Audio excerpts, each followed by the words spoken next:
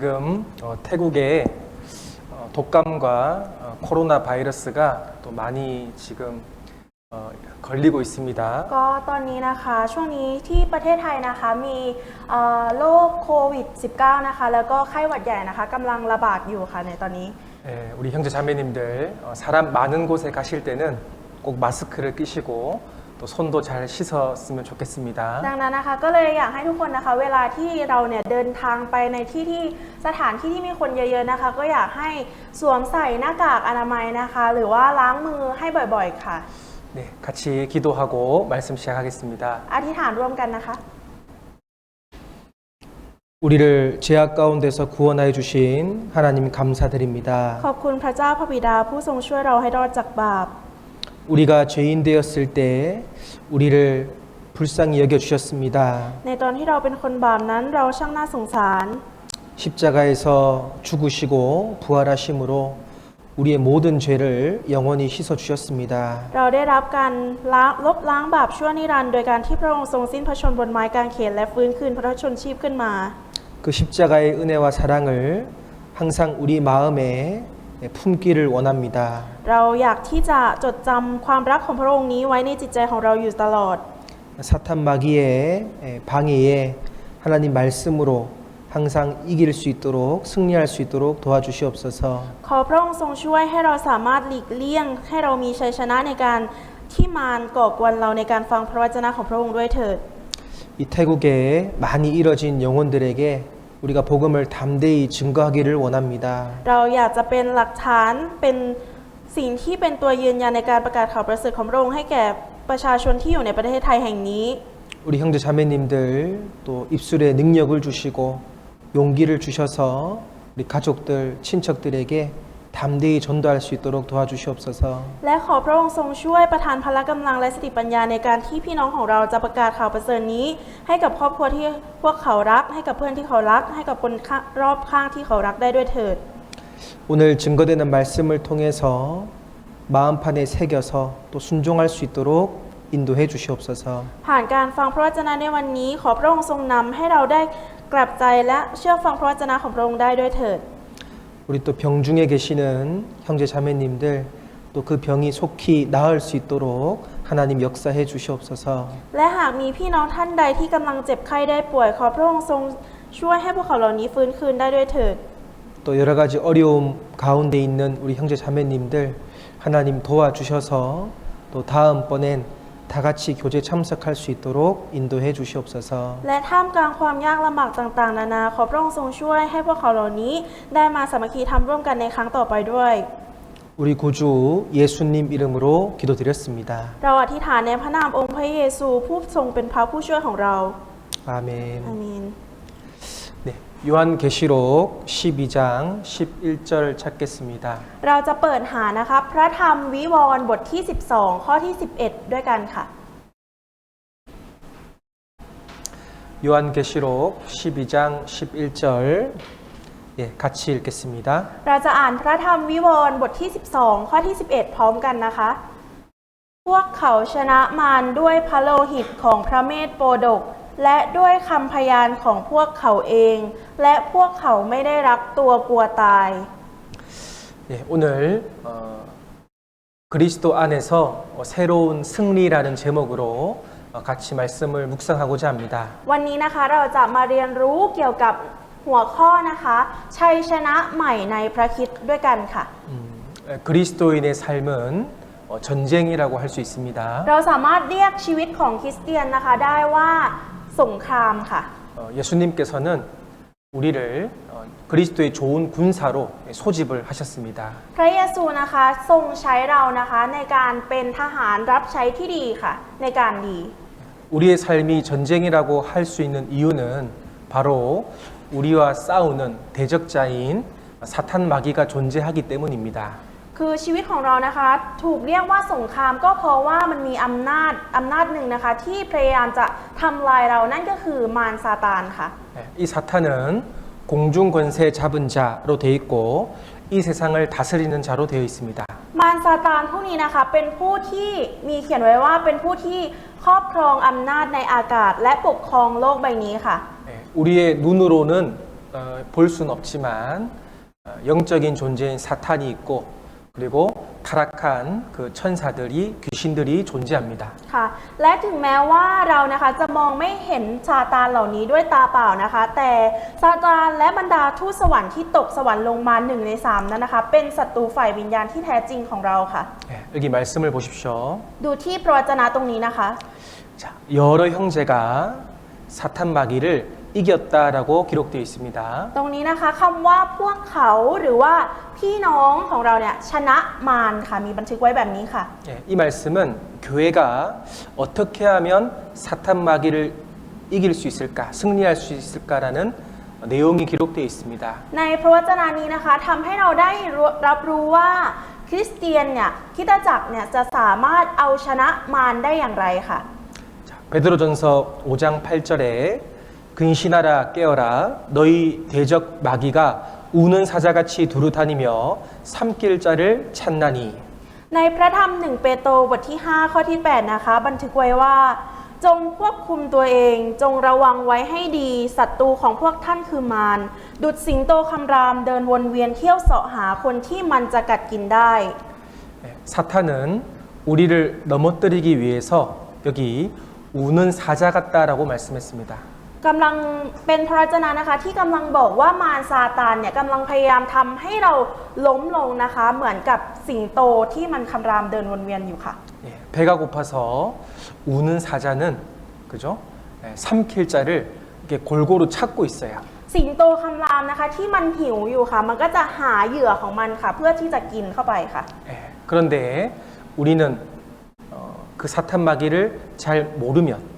그리고 알지 못하면 이 전쟁에서 승리할 수가 없을 겁니다. แต่ถ้าหากว่าเราไม่รู้จักศัตรูของเราอย่างแท้จริงนะคะเราไม่รู้ว่ามารเนี่ยคือใครเราจะไม่มีทางเอาชนะสงครามนี้ได้อย่างแน่นอนค่ะ 이 세상에서도 전쟁은 매우 어렵고 힘든 일입니다. ในท่ามกลางสงครามในโลกใบนี้ก็เช่นเดียวกันนะคะทั้งมีความทุกข์ยากลำบากค่ะ 군사들이요 편안하게 전쟁하는 곳은 아무 데도 없습니다. คือไม่มีทหารรับใช้คนใดนะคะที่มีชีวิตสุขสบายในระหว่างสงครามค่ะ 전쟁은 힘들고 어렵고 심지어는 목숨을 바쳐야 됩니다. สงครามนะคะทั้งเหนื่อยทั้งยากลำบากนะคะทั้งต้องสละชีวิตของตัวเองค่ะ 자, 여기 에베소서 6장 12절 말씀을 같이 한번 읽어보겠습니다. ตรงนี้นะคะเราจะอ่านพระธรรมเอเฟซัสบทที่ 6 ข้อที่ 12 พร้อมกันค่ะ เพราะเราไม่ได้ต่อสู้กับเนื้อหนังและเลือด แต่ต่อสู้กับพวกพูดผีที่ครอบครอง พวกพูดผีที่มีอำนาจ พวกพูดผีที่ครองพิภพในยุคมืดนี้ ต่อสู้กับพวกวิญญาณชั่วในสวรรคสถาน 자, 우리의 씨름은 우리의 싸움의 대상은 사람이 아니라고 되어 있습니다. ก็คือมีบันทึกไว้นะคะว่าการต่อสู้ของเรานะคะไม่ได้ต่อสู้กับมนุษย์ค่ะ 바로 악의 영들, 영적인 존재인 사탄 마귀가 우리의 싸움 대상이라고 기록되어 있습니다. การต่อสู้ของเรานะคะมีบันทึกไว้อย่างชัดเจนนะคะว่าเรากำลังต่อสู้กับพวกพูดผีที่ครองพิภพในยุคมืด พวกวิญญาณฝ่ายมืดต่างๆนะคะ 구원받은 사람은 눈에 보이지 않는 이 영적인 존재,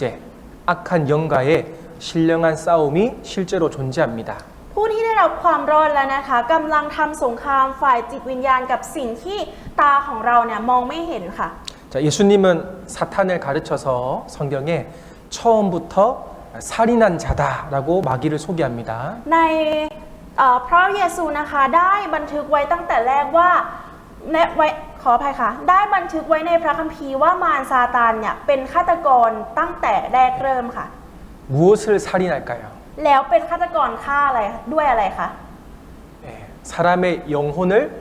살인하고 멸망시키는 일을 합니다. เป็นการที่มารซาตานนะคะฆ่าจิตวิญญาณทำให้จิตวิญญาณของเราล้มลงค่ะ 사람을 구원받지 못하게 해서 그 영혼을 지옥으로 끌고 가는 멸망시키는 일을 합니다. มารซาตานนะคะพวกงานของพวกมันนะคะก็คือการที่ทำให้มนุษย์เนี่ยไม่สามารถได้รับความรอดได้แล้วก็ลากมนุษย์ลงไปยังนรกที่ลึกที่สุดค่ะ 그리고 그리스도인에게는 하나님의 것을 선택하지 못하게 해서 쓸모없는 사람으로 만드는 그 일을 마귀가 하고 있습니다. และสำหรับคริสเตียนนะคะสิ่งที่มารจะทำนะคะก็คือพยายามทำให้คริสเตียนเนี่ยไม่สามารถจะเลือกในทางที่พระเจ้าทรงกำหนดไว้ให้ เพื่อที่เราเนี่ยจะกลายเป็นคริสเตียนที่ไร้ประโยชน์ในทางของพระเจ้าค่ะ 자, 그러면 사탄이 우리의 영혼을 살인하는데 그 무기를 한번 알아봐야 되겠죠. ดังนั้นนะคะเราก็เพราะว่ามารซาตานเนี่ยกำลังจะฆ่าเราก็ต้องรู้ว่ามารซาตานใช้อาวุธอะไรใช่ไหมคะ 자, 여기 사탄이 사용하는 무기가 있습니다. 첫 번째 속임과 거짓말, 두 번째 의심과 불신, 세 번째 두려움, 그리고 네 번째 유혹입니다. ตรงนี้นะคะมีอาวุธที่มารซาตานนะคะใช้ในการทำลายเราอยู่ค่ะ อย่างแรกเลยนั่นก็คือการหลอกล่อหรือหลอกลวงนะคะ การโกหก และอย่างที่สองก็คือความสงสัยความไม่ไว้วางใจหรือว่าไม่เชื่อนั่นเองค่ะ ข้อที่3นะคะคือความกลัวค่ะ และอย่างที่4นะคะคือการล่อลวงค่ะ 자, 여기 첫 번째 사탄 마귀는 이 거짓말을 해서 우리를 속이는데요. 이 대표적으로 속이는 것이 바로 기적들입니다. คืออย่างแรกนะคะการหลอกล่อการหลอกลวงตรงนี้นะคะ การโกหกในที่นี้นะคะ นั่นก็คือการอัศจรรย์ค่ะ 자, 세상에서 일어나는 초자연적인 현상들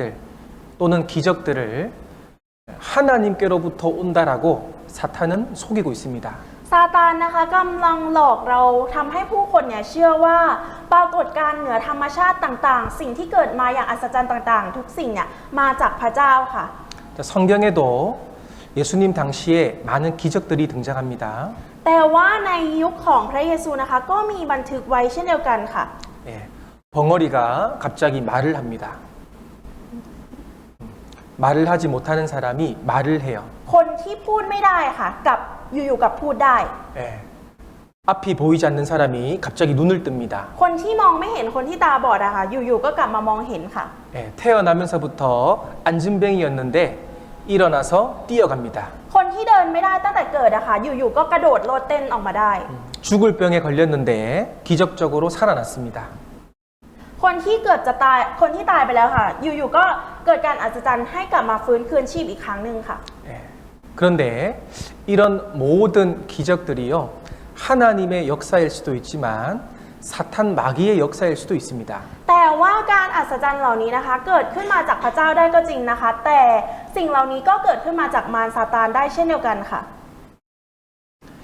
자, 데살로니가후서 2장 9절 말씀에 악한 자의 임함은 사탄의 역사를 따라 모든 능력과 표적과 거짓 기적과라고 되어 있습니다. ใน2เทสาโลนิกานะคะบทที่2ข้อที่9มีบันทึกไว้ว่า คนนอกกฎหมายนั้นจะมาโดยการดลบันดาลของซาตานพร้อมกับการอิทธิฤทธิ์ทุกอย่างทั้งหมายสำคัญและการอัศจรรย์จอมปลอม 여기 표적과 거짓 기적들은 사탄도 할 수 있는 일이다라고 되어 있습니다. ตรงนี้นะคะมีบันทึกไว้ว่าหมายสำคัญและการอัศจรรย์จอมปลอมต่างๆนะคะ สิ่งนี้นะคะมารซาตานก็สามารถทำได้เช่นเดียวกันค่ะ 기적은 기적인데 왜 거짓 기적이라고 되어 있을까요? คือการอัศจรรย์ก็คือการอัศจรรย์นะคะ แต่ทำไมถึงเขียนไว้ว่าการอัศจรรย์จอมปลอมคะ 하나님이 주시는 기적이 아니에요. เพราะว่าสิ่งนั้นนะคะไม่ใช่การอัศจรรย์ที่มาจากพระเจ้าค่ะ 하나님이 주시는 기적이 아니라 사탄 마귀가 영혼을 살인하기 위해서 주는 거짓 기적이라는 겁니다. คือการอัศจรรย์จอมปลอมนี้นะคะเป็นการอัศจรรย์ที่ไม่ได้มาจากพระเจ้านะคะแต่เป็นการอัศจรรย์ที่มารซาตานใช้เพื่อที่จะล่อฆ่าจิตวิญญาณของเราค่ะ 예수님께서도 마지막 시대가 되면 거짓 선지자가 많이 나타나서 표적과 기적을 주신다고 기록되어 있습니다. และก็มีบันทึกไว้อีกว่าพระเยซูเนี่ยได้ตรัสว่าในยุคสุดท้ายนะคะจะมีผู้เผยพระวจนะเทียมเท็จเนี่ยปรากฏขึ้นและจะล่อลวงผู้คนมากมายค่ะ 우리 시대에 점쟁이, 점성가들, 운명가들, 마술사들 이런 부류의 거짓 기적들이 있습니다. คือไม่เพียงแต่ในคริสตจักรในยุคนี้นะคะมีทั้งพวกหมอดูพยากรณ์โชคชะตานักโหราศาสตร์นักมายากลต่างๆนะคะซึ่งล้วนแล้วแต่อยู่ฝ่ายความมืดค่ะ 예. 자, 사탄 마귀가 그 일을 하는 목적이 있습니다. และมารซาตานนะคะมันมีเหตุผลมีเป้าหมายในการที่มันทำแบบนี้ค่ะ 자, 10절 말씀을 같이 읽어 보겠습니다. เราจะอ่านในข้อที่ 10 พร้อมกันนะคะ และอุบายชั่วทุกอย่างสำหรับพวกที่จะต้องพินาศเพราะเขาไม่ได้รับความจริงเพื่อจะรอดได้ 자, 여기 속임, 거짓말이 기록되어 있죠. ทุกคนคะตรงนี้มีคำว่าอุบายชั่วอยู่ใช่ไหมคะคำว่าโกหก 이유는 저희가 진리의 사랑을 받지 아니해서 구원받지 못하게 하려고 거짓말을 한다는 겁니다. เหตุผลที่เขาโกหกหรือว่าให้อุบายชั่วมานะคะ นั่นก็เป็นเพราะเขาไม่ได้รับความจริงเพื่อจะรอดได้ค่ะ 십자가에서 이루어 주신 그 예수님의 영원한 속죄를 사탄 마귀는 감춥니다. แต่พระเยซูคริสต์นะคะได้ซ่อนขออภัยค่ะมารซาตานนะคะได้ซ่อนความรักของพระเยซูคริสต์ที่พระองค์ทรงไถ่บาปให้เราบนไม้กางเขนไว้ค่ะ 대신 방언, 병고침, 그다음 세속적인 기도 응답 같은 것으로 눈 가리는 겁니다. คือใช้คำโกหกนะคะ เช่น การพูดภาษาแปลกๆ การทำให้เราหายจากโลกหรือการอธิษฐานที่เน้นไปในทางโลกค่ะทำให้คนเข้าใจผิดและซ่อนความรักของพระองค์ไว้ค่ะ 자, 어떤 분이 자기는 하나님을 잘 알고 믿는다고 했습니다. บางคนนะคะก็บอกว่าตัวเองเนี่ยเป็นคนที่รู้จักพระเจ้าดีเป็นคนที่มีความเชื่อมากค่ะ 어떻게 아냐고 물어봤더니 하나님께 기도했는데 기도 응답을 받았다고 얘기했습니다. แต่ถามว่ารับรู้ได้ยังไง คนคนนั้นนะคะก็ตอบอาจารย์มาว่า ก็อธิษฐานให้กับพระเจ้าและคำอธิษฐานนั้นนะคะ ก็พระเจ้าตอบรับแล้วค่ะแบบนี้ค่ะ 그래서 궁금해서 어떤 기도를 응답받았습니까? 물어보니까요. 로또가 당첨됐대요. แต่พอถามว่ารู้ได้ไงว่าพระเจ้าเนี่ยทรงตอบรับคำอธิษฐานนั้นเขาก็บอกว่าเขาถูกลอตเตอรี่ค่ะ 하나님을 믿으니까요. 하나님께 기도하니까 복권도 당첨되고 돈이 많이 들어왔다는 겁니다. ถ้าเกิดว่าเราเชื่อพระเจ้าจริงๆนะคะ ทั้งไม่ว่าจะเป็นถูกหวยหรือว่าหาเงินนะคะ พระเจ้าก็จะทรงช่วยให้เราเป็นไปได้ดีค่ะ 여러분 그것은 하나님의 기도 응답이 아닙니다. แต่ว่าสิ่งนั้นนะคะไม่ใช่สิ่งที่ควรจะอธิษฐานต่อพระเจ้าค่ะ 사탄 마귀가 그런 거짓 기적을 통해서 사람들의 영혼을 뺏어가고 노략질하고 있습니다. มารซาตานนะคะกำลังใช้สิ่งนี้นะคะ เป็นการที่ล่อลวงจิตวิญญาณของเราเนี่ยไปฆ่าทำให้เราตกนรกค่ะ 예, 그래서 모든 나타나는 초자연적인 현상, 기적과 표적이 하나님의 역사가 아니라 사탄의 역사일 수도 있다는 것을 우리는 꼭 이해해야 됩니다. ดังนั้นนะคะเราจำเป็นต้องรู้ไว้ว่าการอัศจรรย์ทุกสิ่งทุกอย่างนะคะ ไม่ได้มาจากพระเจ้าแต่มาจากพระเจ้าก็จริงนะคะ แต่ว่าไม่ใช่ทุกสิ่งที่มาจากพระเจ้าทั้งหมด แต่มีการกระทำของมารซ่อนอยู่ด้วยค่ะ 그리고 두 번째는 의심과 불신을 무기로 우리를 공격합니다. และมารซาตานนะคะอย่างที่สองที่มันจะใช้เป็นอาวุธในการหลอกล่อเรานะคะ ก็คือความสงสัยและความไม่เชื่อค่ะหรือว่าไม่วางใจนั่นเองค่ะ 자, 여기 창세기 3장 1절 읽어주세요. พระธรรมปฐมกาลบทที่ 3 ข้อที่ 1 ข้อที่ 2 นะคะ เดี๋ยวอ่านให้ค่ะ ในบรรดาสัตว์ป่าทั้งหมดที่พระยาเวห์พระเจ้าทรงสร้างนั้น งูฉลาดกว่าหมด มันถามหญิงนั้นว่าจริงหรือที่พระเจ้าตรัสว่าห้ามพวกเจ้ากินผลจากต้นไม้ทุกต้นในสวนนี้ 자, 뱀이 하와를 어떻게 의심을 줄까요? งูนะคะทำให้เอวาสงสัยยังไงคะ 하나님은 선악과를 절대 먹지 마라라고 말씀했습니다. คือพระเจ้านะคะได้ตรัสว่าห้ามกิน 절대 먹지 마라고 말씀했습니다. ห้ามกินเด็ดขาดค่ะ 그런데 마귀는 하와에게 참으로 먹지 말라고 하더냐라고 의심을 넣어줬습니다. แต่ว่ามารนะคะทำให้เอวาเกิดความสงสัยด้วยการถามว่าพระองค์ตรัสว่าห้ามกินจริงหรอ 예, 사탄은 의심을 통해서 하나님의 일을 방해합니다. การที่มารทำให้เราสงสัยนะคะ นั่นคือวิธีขัดขวางกิจการหรือว่าการทรงงานของพระเจ้าค่ะ 예, 우리가 복음을 전파할 때도 사탄은 그 말씀을 듣는 사람들에게 의심을 넣어주고 불신을 넣어줍니다. ในตอนที่เราประกาศข่าวประเสริฐก็เช่นเดียวกันนะคะ มารซาตานก็จะทำให้คนที่เข้าร่วมฟังเนี่ยเกิดความสงสัยเกิดความคิดขึ้นมาที่ว่าไม่เชื่อไม่มั่นใจขึ้นมาค่ะ 그리고 그리스도인에게도 의심을 넣어서 온전히 말씀을 신뢰하지 못하게 만들어 버립니다. และมารซาตานนะคะก็ยังทำให้คริสเตียนนะคะเกิดความไม่มั่นใจในพระวจนะไม่เชื่อในพระวจนะขึ้นมาค่ะ 예, 결국 이 의심 때문에 하와가 넘어진 겁니다. ผลสุดท้ายนะคะของความสงสัยนี้นะคะเอวานะคะก็พังพินาศค่ะ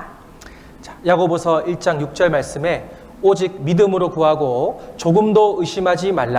의심하는 자는 마치 바람에 밀려 요동하는 바다 물결 같다고 했습니다. ในพระธรรมยากอบบทที่1ข้อที่6นะคะมีบันทึกไว้ว่า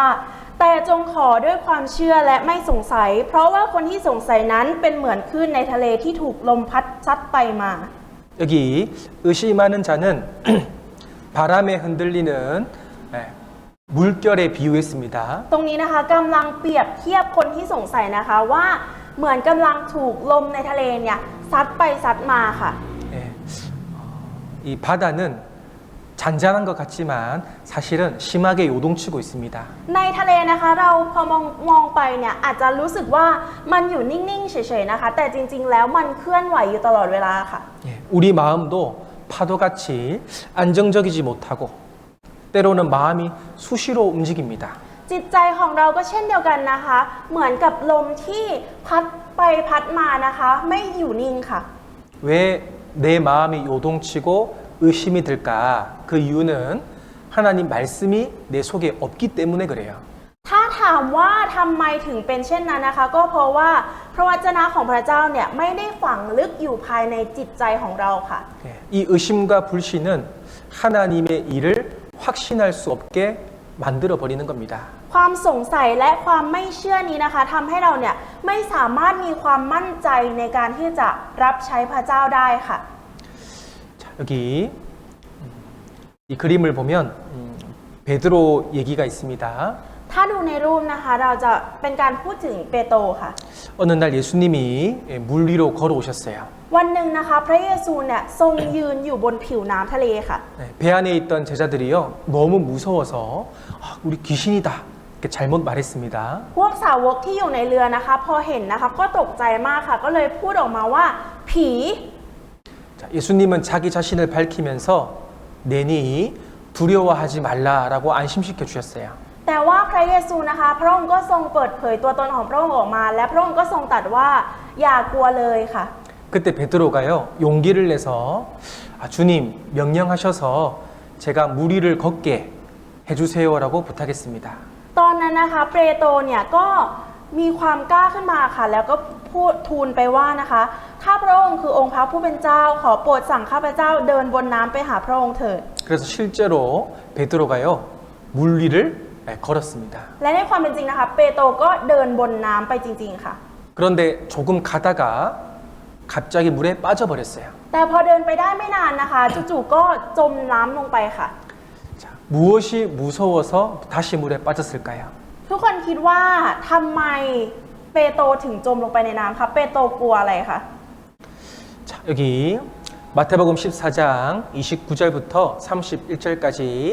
같이 한번 읽어보겠습니다. ตรงนี้นะคะพระธรรมมัทธิวบทที่ 14 ข้อที่ 29 ถึงข้อที่ 31 เราจะอ่านพร้อมกันอีกหนึ่งรอบค่ะ พระองค์ตรัสว่ามาเถิดเปโตรจึงลงจากเรือเดินบนน้ำไปหาพระเยซู แต่เมื่อเขาเห็นลมพัดแรงก็กลัว และเมื่อกำลังจะจมก็ร้องว่า องค์พระผู้เป็นเจ้าช่วยข้าพระองค์ด้วย พระเยซูจึงเอื้อมพระหัตถ์จับเขาไว้ทันที แล้วตรัสว่าช่างมีความเชื่อน้อยท่านสงสัยทำไม 자, 여기 30절 말씀에 바람을 보고 무서워 물에 빠졌다라고 기록되어 있습니다. ถ้าดูในข้อที่ 30 นะคะจะเห็นว่าบันทึกไว้ว่า แต่เมื่อเขาเห็นลมพัดแรงก็กลัว และเมื่อกำลังจะจมค่ะ 예수님을 똑바로 쳐다봤을 때는 물 위를 걸었는데요. 그런데 바람을 보니까 물에 금방 빠져버렸죠. ถ้าหากว่ามองไปที่พระเยซูนะคะก็จะไม่มีวันจมน้ำค่ะ แต่ถ้ามองไปที่ลมค่ะก็จะเกิดความกลัวทำให้สั่นคลอนใช่ไหมคะก็จะจมน้ำค่ะ 그때 예수님께서 베드로를 손을 잡고 물에서 바로 건져 주셨습니다. แต่ตอนนั้นนะคะพระเยซูเนี่ยได้เอื้อมมือลงไปช่วยเปโตรขึ้นมาทันทีค่ะ 그러면서 예수님께서 베드로에게 하신 말씀이 믿음이 적은 자여 왜 의심하느냐라고 말씀했습니다. หลังจากนั้นนะคะพระเยซูจึงตรัสกับเปโตรว่าช่างมีความเชื่อน้อยท่านสงสัยทำไม 예, 베드로가 뭐 했다고요? เปโตรทำอะไรนะคะ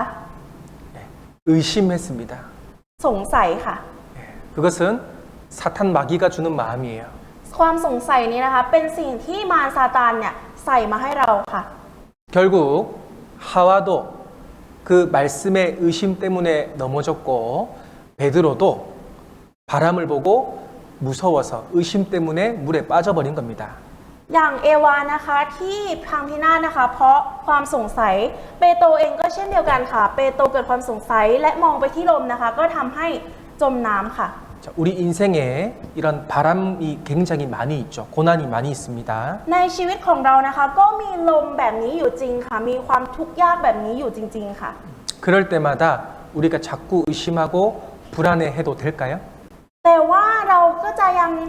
สงสัยอยู่อย่างนั้นได้ไหมคะไม่มั่นใจอยู่อย่างนั้นได้ไหมคะ 하나님 말씀은 그 바람도 이길 수 있는 확신을 주시는 겁니다. พระเจ้านะคะได้ทรงให้พระวจนะที่เราเนี่ยจะสามารถเอาชนะลมนั้นได้อยู่ค่ะ 이 말씀을 통해서 우리가 교훈받을 수 있는 것은 내가 살아갈 수 있는 유일한 방법은 바로 말씀밖에 없구나라는 겁니다. สิ่งที่ให้บทเรียนกับเราผ่านทางพระวจนะที่เราเรียนกันไปสักครู่นะคะก็คือมีเพียงพระวจนะเท่านั้นที่จะสามารถเอาชนะได้ค่ะ 그래서 살아가면서 의심이 들 때마다 항상 하나님 말씀에서 정답을 구하시면 되는 거예요. ดังนั้นนะคะเมื่อเราใช้ชีวิตไปเรื่อยๆแล้วเราเกิดความสงสัยขึ้นมานะคะก็อยากให้เราเนี่ยยึดพระวจนะนี้ไว้ในใจค่ะ 자, 그리고 세 번째 무기가 두려움이라고 그랬습니다. และอย่างที่สามนะคะอาวุธอย่างที่สามก็คือความกลัวค่ะ 디모데후서 1장 7절 하나님이 우리에게 주신 것은 두려워하는 마음이 아니요 오직 능력과 사랑과 근신하는 마음이니 ในพระธรรม2ทิโมธีบทที่1ข้อที่7นะคะเพราะว่าพระเจ้าไม่ได้ประทานที่ขาดกลัวแก่เขาแต่ประทานใจที่ประกอบด้วยฤทธานุภาพความรักและการบังคับตนเองแก่เรา 자, 여기 두려워하는 마음은 하나님이 주시는 마음이 아니라고 그랬죠. ตรงนี้นะคะบอกไว้ว่าจิตใจที่ขาดกลัวหรือว่าขี้ขาดขี้กลัวนะคะพระเจ้าไม่ได้เป็นผู้ที่ประทานให้เราค่ะ 그러면 누가 주는 걸까요? ดังนั้นความกลัวนี้ใครเป็นคนให้เราคะ 예, 사단. ซาตานค่ะ 예, 사탄은 두려움과 절망을 우리에게 줍니다. ซาตานนะคะให้ทั้งความกลัวและความสิ้นหวังกับเราค่ะ 그래서 포기하게 만들고 주저앉게 만들어 버려요. ดังนั้นนะคะเราจึงเกิดความท้อแท้เกิดความที่อยากจะยอมแพ้ขึ้นมาค่ะ 나는 쓸모없는 사람이야. 나는 하나님께 쓰임 받을 수 없어. 그렇게 만들어 버립니다. มันทำให้เรานะคะรู้สึกว่าตัวเองเนี่ยเป็นคนที่ไม่ได้มีค่าไม่ได้มีประโยชน์อะไรพระเจ้าเนี่ยไม่ใช้ฉันหรอกฉันไม่มีประโยชน์แบบนี้ค่ะ 그러나 우리는 말씀을 통해서 그 두려움을 이길 수 있습니다. แต่ว่าเรานะคะสามารถเอาชนะความกลัวนี้ได้นะคะด้วยพระวจนะของพระเจ้าค่ะ 자, 여기 신명기 3장 22절 같이 읽어보겠습니다. ตรงนี้นะคะเราจะอ่านเฉลยธรรมบัญญัติบทที่3ข้อที่22พร้อมกันค่ะ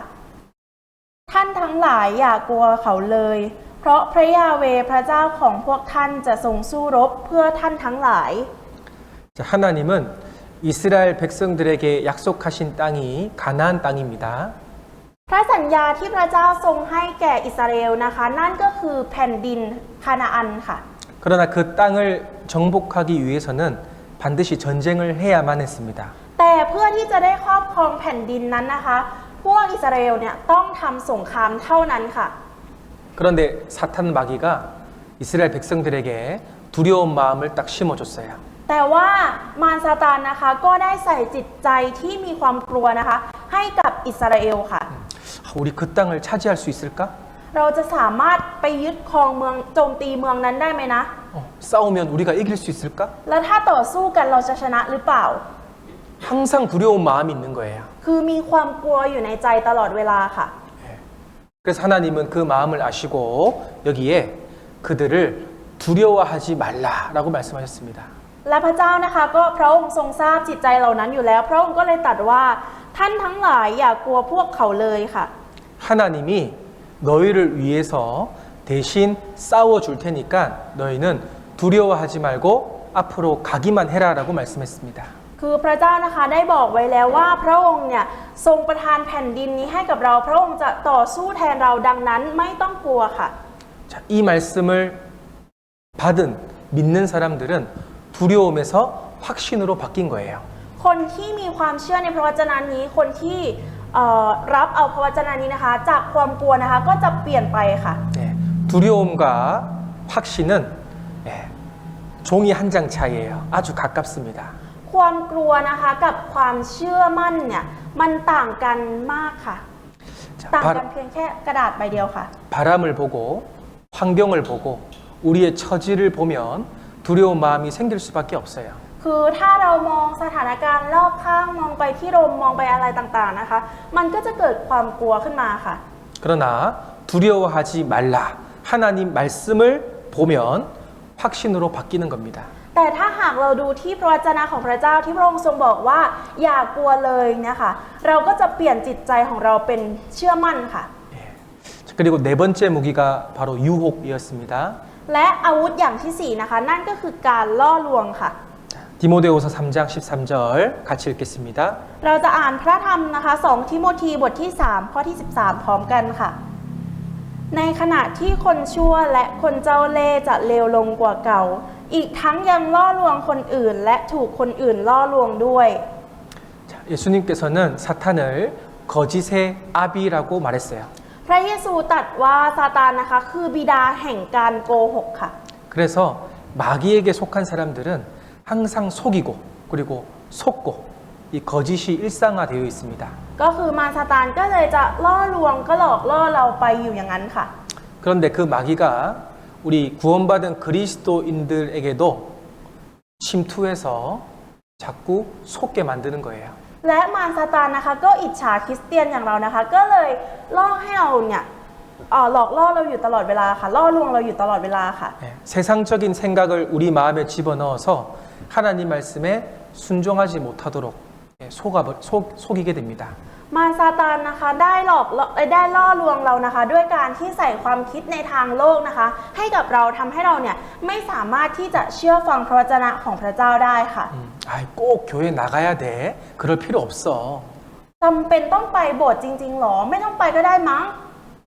혼자 집에서 말씀 듣고 읽으면 되지. อยู่บ้านอ่านพระวจนะคนเดียวก็ได้ไม่ใช่หรอ 하루하루에도 그런 유혹들을 우리에게 많이 주잖아요.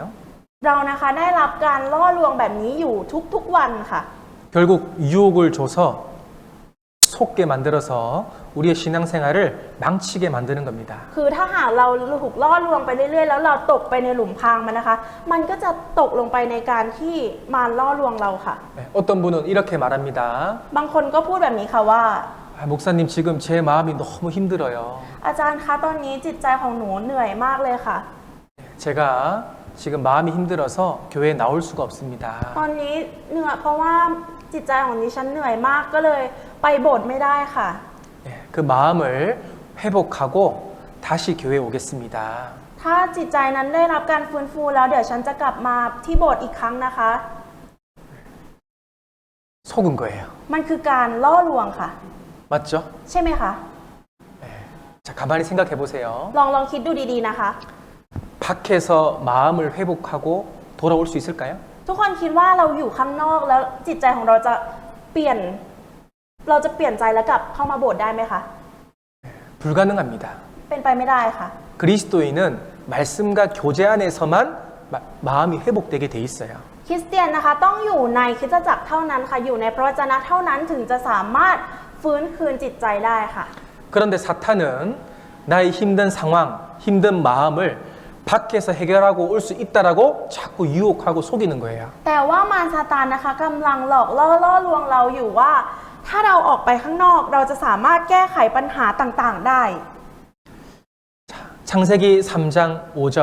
너희가 그것을 먹는 날에는 너희 눈이 밝아 하나님과 같이 되어 선악을 알 줄을 하나님이 아심이니라. ตรงนี้นะคะในพระธรรมปฐมกาลบทที่3ข้อที่5มีบันทึกไว้ว่าเพราะพระเจ้าทรงทราบอยู่แล้วว่าพ วกเจ้ากินผลจากต้นไม้นั้นวันใดตาของพวกเจ้าจะสว่างขึ้นในวันนั้น แล้วพวกเจ้าจะเป็นเหมือนอย่างพระเจ้า คือรู้ความดีและความชั่ว 야, 너 선악과 먹으면 하나님처럼 돼. ถ้ากินผลจากต้นไม้แห่งการรู้ถึงความดีและความชั่วจะเป็นเหมือนพระเจ้าเลยนะ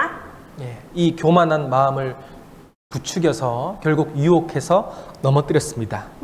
มารซาตานนะคะได้ใส่จิตใจที่หยิ่งพยองเย่อหยิ่งให้เรานะคะ สุดท้ายแล้วเราก็จะล้มลงค่ะ 자, 이 네 가지 사탄의 무기를 그러면 이제 알았기 때문에 이걸 어떻게 우리가 이길 수 있을까요? ตอนนี้เรารู้แล้วว่ามารซาตานน่ะมีอาวุธอะไร4อย่างนะคะ เรารู้แล้วและทีนี้เราจะเอาชนะมารซาตานได้อย่างไรคะ 자, 여기 요한일서 3장 8절 말씀에 자, 빨간색 글자만 제가 읽겠습니다. 하나님의 아들이 나타나신 것은 마귀의 일을 멸하려 하심이니라. ในพระธรรม1 ยอห์นบทที่3ข้อที่8นะคะเฉพาะตัวหนังสือสีแดงพระบุตรของพระเจ้าได้เสด็จมาปรากฏก็เพราะเหตุนี้คือเพื่อทำลายกิจการของมาร 자, 예수님이요 십자가에서 피를 흘리고 죄값을 다 지불하셨습니다. พระเยซูนะคะได้คือเสด็จมายังโลกใบนี้และถูกตึงบนไม้กางเขนนะคะพระองค์ทรงหลั่งเลือดและสิ้นพระชนม์บนนั้นค่ะ 그래서 마귀가 하려고 하는 일들을 이미 십자가에서 끝내버렸습니다. นะและพระองค์นะคะก็ทำลายกิจการที่มารจะทำทุกอย่างแล้วบนไม้กางเขนนั้นค่ะ 구원받지 않은 사람들은 죄 때문에 어쩔 수 없이 살아가지만 구원받은 사람들은 이 죄가 십자가에서 멸해진 거예요. คนที่ยังไม่ได้รับความรอดนะคะ ก็ไม่รู้ก็ใช้ชีวิตท่ามกลางความบาปไป แต่คนที่ได้รับความรอดแล้วนะคะ ก็รับรู้ถึงสิ่งตรงนี้ที่พระเยซูทรงทำค่ะบนไม้กางเขน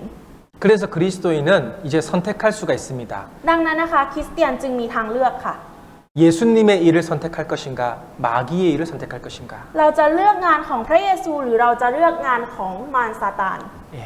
우리는 십자가를 생각해 보면 사탄 마귀가 그 십자가에서 죽었다는 사실을 우리는 이해해야 됩니다. ถ้าเรารู้นะคะการทรงงานของพระเยซูบนไม้กางเขนนะคะ เราก็จะรู้ว่ามารซาตานเนี่ยได้ตายไปแล้วบนไม้กางเขนค่ะ 예수님이 십자가에 죽으실 때 사탄 마귀가 속으로 생각했을 거예요. ตอนที่พระเยซูสิ้นพระชนม์บนไม้กางเขนนะคะมารซาตานก็คิดในใจค่ะ 아, 예수님 죽었어. พระเยซูตายแล้ว 내가 이겼어. ฉันชนะแล้ว 네, 틀렸습니다. แต่ผิดแล้วค่ะ 예수님은 3일 뒤에 부활하셨습니다. เพราะว่า3 วันหลังจากนั้นพระเยซูได้ทรงฟื้นคืนพระชนชีพขึ้นมาค่ะ 예, 예수님이 진 것이 아니라 사탄 마귀가 패배한 겁니다. จริงๆ แล้วพระเยซูคริสต์นะคะไม่ได้แพ้ค่ะ แต่เป็นมารซาตานที่แพ้ค่ะ 자, 여기 골로새서 2장 15절 말씀에 정사와 권세를 벗어버려 밝히 드러내시고 십자가로 승리하셨느니라. พระธรรมโคโลสีบทที่2ข้อที่15นะคะบันทึกไว้ว่าพระองค์ทรงปลดพวกพูดผีที่ครอบครองและพวกพูดผีที่มีอำนาจพระองค์ทรงประจานพวกมันอย่างเปิดเผยและมีชัยชนะเหนือพวกมันโดยทางกางเขนนั้น 자, 여기 사탄의 권세를 벗어버렸습니다. ตรงนี้นะคะบอกไว้ว่าพระองค์เนี่ยทรงปลดพวกพูดผีปีศาจที่ครอบครองและพวกพูดผีที่มีอำนาจเนี่ย 무엇으로 바로 십자가로 이겼다는 겁니다. และถ้าถามว่าชนะด้วยอะไรนะคะ ก็คือชนะด้วยไม้กางเขนค่ะ 그러면 구원받은 그리스도인도 십자가로 승리할 수 있다는 겁니다. ดังนั้นนะคะก็หมายความว่าคริสเตียนที่ได้รับความรอดนะคะก็มีชัยชนะโดยไม้กางเขนเหมือนกันค่ะ 그리스도인도 십자가로 사탄 마귀의 힘을 물리칠 수 있다는 겁니다. คริสเตียนนะคะก็สามารถหลุดออกจากอำนาจของมารซาตานได้ค่ะ 예수님께서 십자가에 죽으신 이 사건은 바로 창세기에 이미 예언이 되어 있었습니다. ในการเหตุการณ์ที่พระองค์ทรงสิ้นพระชนม์บนไม้กางเขนนี้ค่ะมีพยากรณ์ไว้ตั้งแต่ในพระธรรมปฐมกาลไว้ก่อนหน้านั้นแล้วค่ะ 자, 여기 창세기 3장 15절에 자, 빨간색 글자를 보시면 여자의 후손은 내 머리를 상하게 할 것이요. ในพระธรรมปฐมกาลบทที่3ข้อที่15นะคะถ้าดูตัวหนังสือสีแดงจะเห็นว่าพงศ์พันธุ์ พงศ์พันธุ์ของนาง เขาจะทำให้หัวของเจ้าแหลกค่ะ 자, 여자의 후손은 바로 예수 그리스도입니다. พงศ์พันธุ์ของนางหรือว่าลูกหลานของผู้หญิงนะคะ นั่นก็คือพระเยซูคริสต์ค่ะ 우리는 다 아담의 씨를 받은 남자의 후손이에요. แต่เราทุกคนนะคะที่ได้รับเชื้อมาจากอาดัมก็เป็นลูกหลานของอาดัมค่ะ 그러나 예수님만 죄가 없는 성령으로 잉태된 여자의 후손입니다. ดังนั้นจึงมีเพียงแค่พระเยซูเท่านั้นค่ะ ที่เป็นลูกหลานหรือเป็นพงศ์พันธุ์ของผู้หญิงค่ะ 그런데 그것이 예언돼 있는데 십자가에서 피를 흘리고 돌아가실 때 사탄 마귀의 머리를 박살내 버린 거예요. คือมีการพยากรณ์ไว้แล้วนะคะ และเมื่อถึงเหตุการณ์นั้นนะคะ จริงๆ บนไม้กางเขนเนี่ยมารซาตานนะคะก็ได้ถูกทำให้หัวแหลกไปแล้วตั้งแต่ตอนนั้นค่ะ 예. 자, 머리가 이미 박살났기 때문에 우리는 이미 승리했습니다. เพราะว่าหัวของมารนะคะได้แหลกไปตั้งแต่ตอนนั้นนะคะทำให้เราเนี่ยมีชัยชนะค่ะ 여러분 머리가 깨진 뱀이랑 싸우는데 두려울 게 있어요? ทุกคนคะถ้าเราสู้กับงูที่มันหัวบุบขนาดนี้ เราจะชนะไหมคะ 아니 머리가 있으면 무섭지만 뱀이 머리가 없으면 하나도 무섭지 않습니다. คือเราไม่มีความกลัวเลยค่ะ เพราะว่าถ้าเราสู้กับงูที่มีหัวค่ะ เราก็จะกลัวใช่ไหมคะแต่อันนี้มันไม่มีหัวเราก็ไม่มีความกลัวเลยค่ะ 예수님의 승리는 곧 우리 성도의 승리이기도 합니다. การชัยชนะของพระเยซูนะคะ ก็เป็นชัยชนะของคริสเตียนเราเหมือนกันค่ะ 갈라디아서 2장 20절 말씀에 내가 그리스도와 함께 십자가에 못 박혔나니라고 되어 있습니다. ในพระธรรมกาลาเทียนะคะบทที่2ข้อที่20นะคะมีบันทึกไว้ว่าข้าพเจ้าถูกตึงร่วมกับพระคริสต์แล้วค่ะ 여기 함께라는 단어가 중요합니다. ตรงนี้นะคะคำว่าร่วมกับเนี่ยสำคัญมากๆค่ะ 자, 이 그림을 보시면 예수님이 십자가에 죽으셨는데 여기 나도 같이 못이 박혔어요. ถ้าดูในรูปนะคะตรงนี้พระเยซูคริสต์เนี่ยถูกตึงบนไม้กางเขนค่ะ แต่ในขณะเดียวกันเราเองนะคะก็ถูกตึงอยู่บนไม้กางเขนเช่นเดียวกันค่ะ 저를 따라합니다. พูดตามอาจารย์นะคะ 자, 예수님 죽음은 나의 죽음이다. ความตายของพระเยซูคือความตายของฉัน 그러면 예수님의 부활도 나의 부활입니다. ถ้างั้นนะคะการฟื้นคืนชีพของพระเยซูคริสต์ก็คือการฟื้นคืนชีวิตของเราค่ะ 자, 에베소서 2장 6절 말씀에 그리스도 예수 안에서 함께 하늘에 앉히셨다라고 말씀했습니다. และในพระธรรมเอเฟซัสนะคะบทที่2ข้อที่6นะคะบันทึกไว้ว่า และพระองค์ทรงทำให้เราเป็นขึ้นมาด้วยกันกับพระคริสต์และทรงให้เรานั่งด้วยกันกับพระองค์ในสวรรคสถานในพระเยซูคริสต์ 자, 함께 못이 박혔고 함께 올라갔습니다. ถูกตึงบนไม้กางเขนนะคะและก็ถูกดึงขึ้นไปค่ะ 예, 우리는 이미 사탄 마귀의 머리가 박살났기 때문에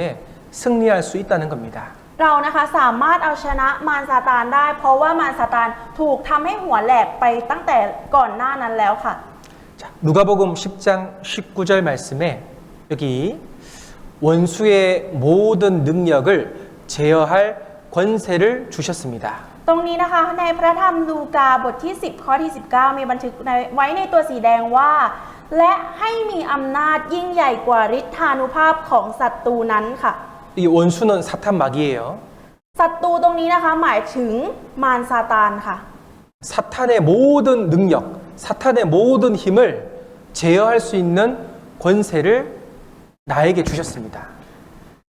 อำนาจที่ยิ่งใหญ่นะคะที่สามารถเอาชนะฤทธานุภาพของมารซาตานได้นะคะพระองค์ได้ประทานให้กับเราค่ะ 자, 여러분 힘과 권세 중에 무엇이 더 강할까요? ทุกคนคะพลังกำลังกับอำนาจอันไหนยิ่งใหญ่กว่ากันคะ 힘이 강할까요? 권세가 강할까요? ทุกคนคิดว่ากำลังมันยิ่งใหญ่มากกว่า หรืออำนาจมันยิ่งใหญ่กว่ากันคะ 권세가 훨씬 셉니다. อำนาจยิ่งใหญ่มากกว่าค่ะ 자, 여기 그림을 보세요. ดูที่รูปนะคะ 자, 100km로 달리고 있는 이 트럭은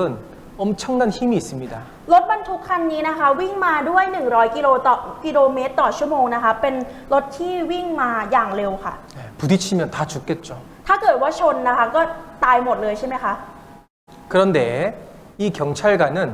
그 그 100km 달리는 트럭의 힘을 제어할 수 있습니다. แต่ว่าตำรวจคนนี้นะคะได้มาหยุดกำลังของรถบรรทุกที่วิ่ง 100 กิโลเมตรต่อชั่วโมงไว้ค่ะ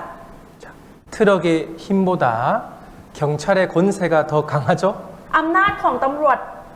มีมากกว่าพละกำลังของรถบรรทุกใช่ไหมคะ 자, 마찬가지로 사탄 마귀는 힘이 있고 능력이 있지만 그것을 제어할 수 있는 권세를 예수님이 우리에게 주신 거예요. เช่นเดียวกันนะคะมารซาตานเองนะคะก็มีพละกำลังและมีฤทธานุภาพนะคะ แต่ว่าพระเยซูนะคะประทานอำนาจให้กับเราเอาชนะมันได้ค่ะควบคุมพวกมารซาตานได้ค่ะ 그래서 우리가 말씀 안에 살면 사탄 마귀가요 우리를 보고 벌벌벌벌 떠는 겁니다. ถ้าดังนั้นนะคะถ้ามารซาตานเห็นเรากำลังใช้ชีวิตอยู่ในทางพระวจนะนะคะ มันก็จะสั่นกลัวงือๆค่ะ 예. 그런데 우리가 말씀에 순종하지 않으면 말씀을 가까이 하지 않으면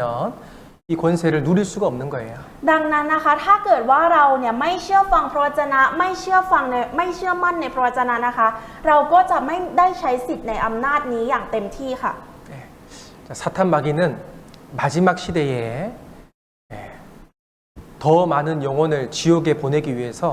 두루 다니고 있습니다. มารซาตานนะคะในยุคสุดท้ายนี้นะคะมันกำลังทำงานอย่างหนักเพื่อที่จะลากหลาย ๆ คนนะคะลงไปยังนรกค่ะ 그리고 그리스도인들을 신앙생활을 망치게 하려고 눈을 불을 켜고 있는 거예요. ดังนั้นนะคะมันจึงจับตาดูคริสเตียนนะคะที่กำลังใช้ชีวิตในทางนี้อยู่ค่ะ 자, 여기 요한계시록 12장 11절 다시 한번 같이 읽겠습니다. ตรงนี้นะคะเราจะอ่านพระธรรมวิวรณ์บทที่ 12 ข้อที่ 11 พร้อมกันค่ะ พวกเขาชนะมารด้วยพระโลหิตของพระเมธโปดกและด้วยคำพยานของพวกเขาเอง และพวกเขาไม่ได้รักตัวกลัวตาย 자, 여기 사탄 마귀를 이길 수 있는 비결 세 가지가 나옵니다. ตรงนี้นะคะมีวิธี3วิธีนะคะที่เราจะสามารถเอาชนะมารซาตานได้ค่ะ 여기 어린 양의 피, ตรงนี้นะคะอย่างแรกพระโลหิตของพระเมธโปดกค่ะ 두 번째 자기의 증거하는 말, และอย่างที่สองคำพยานของพวกเขาเอง 세 번째 죽기까지 자기 생명을 아끼지 아니함. และอย่างที่สามนะคะพวกเขาไม่ได้รักตัวกลัวตายค่ะ 자, 이 세 가지는 우리가 신앙생활 하는데 매우 중요합니다. สามสิ่งนี้นะคะคิดง่ายๆนะคะเป็นสามสิ่งที่อยู่ในชีวิตของเราค่ะ 자, 예수님의 피는 구원 받을 때만 필요한 것이 아니라 신앙생활 할 때도 계속 필요합니다. เลือดของพระเยซูหรือว่าพระโลหิตของพระเยซูนะคะ เราไม่ได้จำเป็นต้องใช้เพียงแค่ตอนที่เราได้รับความรอดเท่านั้น แต่หลังจากที่เราได้รับความรอดแล้ว เราก็ยังต้องการพระโลหิตของพระองค์อยู่ค่ะ 우리가 죄로 자꾸 넘어지는데 다시 일어설 수 있는 이유는 바로 이 어린 양의 피 때문에 그래요. เรานะคะต่างคนต่างล้มลงให้กับบาปนะคะต่างล้มให้กับบาปนะคะ แต่ว่าเรากลับลุกขึ้นมาได้ นั่นก็เป็นเหตุผลที่พระโลหิตของพระองค์นะคะ ช่วยเราให้กลับขึ้นมาได้อีกครั้งหนึ่งค่ะ 이 예수님의 피를 생각할 때마다 너무 감사하고 그 은혜 때문에 우리는 또 살아갈 수 있는 겁니다. ตอนที่เราล้มนะคะแต่เรานึกถึงพระคุณของพระโลหิตนี้ เราก็จะขอบคุณนะคะ แล้วก็ลุกขึ้นมาใช้ชีวิตต่อไปได้ค่ะ 그리고 두 번째는 주님을 증거할 때 바로 하나님의 말씀을 붙잡고 그 말씀을 증거할 때 사탄을 이길 수가 있는 거예요. และอย่างที่สองนะคะคำพยานของพวกเขาเองตรงนี้นะคะ หมายถึงว่าเราเนี่ยยึดพระวจนะของพระเจ้าไว้ และในตอนที่เราประกาศออกไปนะคะ เราก็ประกาศพระวจนะของพระองค์ออกไปทำให้เราเนี่ยสามารถเอาชนะมารซาตานได้ค่ะ 예수님께서 광야에서 사탄 마귀의 유혹을 이겼습니다. พระเยซูนะคะในตอนที่พระองค์เอาชนะมารซาตานพระองค์ก็เอาชนะด้วยพระวจนะค่ะ 기록되었으되 이 주님을 증거하는 말씀으로 이긴 거예요. เป็นการที่ให้คำพยานของเกี่ยวกับพระวจนะของพระเจ้าออกไปนะคะว่าพระคัมภีร์มีเขียนไว้ว่าพระคัมภีร์มีเขียนไว้ว่าพระคัมภีร์มีเขียนไว้ว่าค่ะ 네. 자, 말씀을 붙잡으면 신기하게도 하나님께서 그 사람의 길을 인도하시는 거예요. ถ้าเราจับพระวจนะนี้ไว้ในใจนะคะ แน่นอนว่าพระเจ้าเนี่ยจะทรงนำเราอย่างแน่นอนค่ะ 그리고 세 번째로는 죽음을 각오한 자세입니다. และอย่างที่สามนะคะคือพวกเขาไม่ได้รักตัวกลัวตายค่ะ 자, 그리스도인이 주님을 위해 살겠다라고 각오를 하면 사탄 마귀가 절대 이길 수가 없는 거예요. คือถ้าคริสเตียนเรานะคะ ยึดมั่นว่าเราใช้ชีวิตเพื่อพระคริสต์นะคะ ไม่มีทางเลยที่มารซาตานจะสามารถเอาชนะเราได้ค่ะ 예, 우리 안에 계시는 성령님은 바로 창조주 하나님이십니다. พระวิญญาณบริสุทธิ์ที่อยู่ในตัวเรานะคะ นั่นก็คือพระผู้ทรงสร้างค่ะ 그 어떤 것도 이길 수 있어요. และเราจะเอาชนะได้ด้วยอะไรอีกคะ 예, 그래서 우리에게 능력을 주시고 그 능력으로 우리가 사탄 마귀를 이길 수가 있습니다. เรามีเรามีกำลังนะคะที่จะสามารถเอาชนะได้ค่ะ 자, 요한일서 4장 4절 같이 읽겠습니다. เราจะอ่านพระธรรม1 ยอห์นบทที่ 4 ข้อที่ 4 พร้อมกันค่ะ ลูกหลานทั้งหลายเอ๋ยท่านอยู่ฝ่ายพระเจ้าและชนะพวกเขาแล้ว เพราะว่าพระองค์ผู้ทรงอยู่ในพวกท่านยิ่งใหญ่กว่าผู้ที่อยู่ในโลก 자, 구원받은 자녀들은 사탄 마귀를 이겼습니다. บอกว่าลูกหลานที่ได้รับความรอดนะคะชนะมารซาตานแล้วค่ะ 왜냐하면 우리 안에 계시는 하나님이 바로 세상에 있는 사탄 마귀보다 훨씬 강하기 때문에 그래요. บอกไว้ว่าเพราะว่าพระองค์ผู้ทรงอยู่ในพวกท่านยิ่งใหญ่มากยิ่งกว่าซาตานผู้ที่อยู่ในโลกค่ะ 저를 따라합니다. พูดตามอาจารย์นะคะ 나는 그리스도와 죽었고 เราตายกับพระคริสต์ 내 안에 그리스도께서 사신다. และพระคริสต์ทรงดำรงอยู่ในเรา 예. 이 말씀을 붙잡는 사람은 절대 넘어지지 않습니다. คนที่ยึดถือพระวจนะนี้นะคะจะไม่มีทางล้มเลยค่ะ 예. 자, 우리는 개개인으로 사탄 마귀와 싸우려고 하면 우리는 연약하기 때문에 져버리잖아요. ถ้าเราพยายามที่จะต่อสู้กับมารซาตานด้วยความสามารถของตัวเองนะคะ สุดท้ายแล้วเราก็จะล้มลงค่ะ 그런데 주님 안에서 강건해진다. 주님 안에서 힘과 능력을 받는 겁니다. แต่ว่าเราจะแข็งแรงและมีกำลังต่อสู้ได้นะคะ ตอนที่เราอยู่ในพระคริสต์ค่ะ 예. 그래서 오늘 사탄의 무기 4가지와 그리고 우리가 이길 수 있는 방법 3가지를 간단하게 배웠습니다. ก็ในวันนี้นะคะเราได้เรียนรู้กันอย่างสั้นๆ เกี่ยวกับอาวุธที่มารใช้ในการทำลายเรา 4 อย่างนะคะ แล้วก็วิธีที่เราจะสามารถเอาชนะมารซาตานได้ 3 อย่างกันไปแล้วค่ะ 네, 항상 그리스도 안에서 승리하는 우리 형제 자매님들이 되었으면 좋겠습니다. ก็อยากให้ทุกคนนะคะ พี่น้องทุกคนจำไว้ว่าภายในเราเนี่ยมีชัยชนะอยู่ค่ะ 예, 여기까지 말씀드리겠습니다. ก็เพราะฉะนั้นในวันนี้มีเพียงเท่านี้ค่ะ